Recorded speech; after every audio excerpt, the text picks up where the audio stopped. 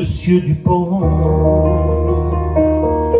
tout le monde l'appelle par son prénom. Et chaque matin, il lit son journal. Il discute au café central. Il dit qu'il fait mal à personne. C'est vraiment pas mourir mon homme. Paraît qu'il est mort hier soir. On a bien du mal à le croire. A-t-il pensé à l'éternité? Lui qui était au courant de tout. De Dieu, il ne parlait jamais. On aurait dit que ça le gênait. C'est vrai, s'il aurait eu la foi, on aurait vu la foi, ça se voit. On aurait dû lui en parler. Hélas pour lui, c'est terminé.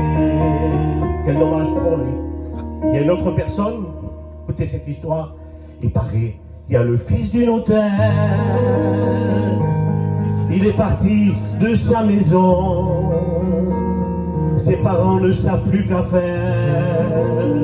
Il était pourtant beau garçon. Il avait eu tout ce qu'il voulait.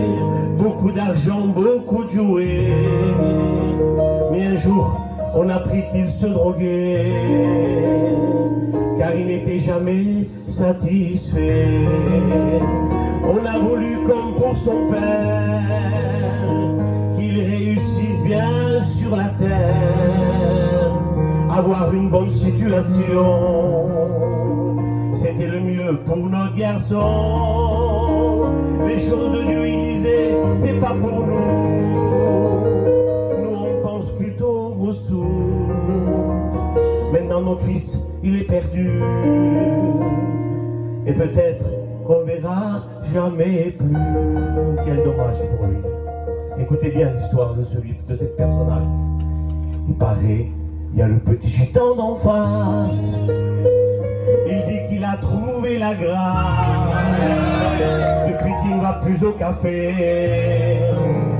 sa vie est toute transformée. C'est sa petite femme qui est contente. Ils vont à la réunion ensemble. Les petits sont toujours dans ses bras. Même ils n'ont plus peur de leur papa. Il a compris notre voisin. Il a choisi le bon chemin. Il a donné son cœur à Dieu. Tu peux le faire ce soir. Et maintenant, il est heureux. Jésus est son meilleur ami. Bien sûr, il y en a qui se moquent de lui. Mais moi, je trouve qu'il a bien choisi. Amen. Car entre nous, j'ai fait comme lui. Alors, si tu veux faire comme nous ce soir, fais-le. N'attends pas. Que Dieu te bénisse.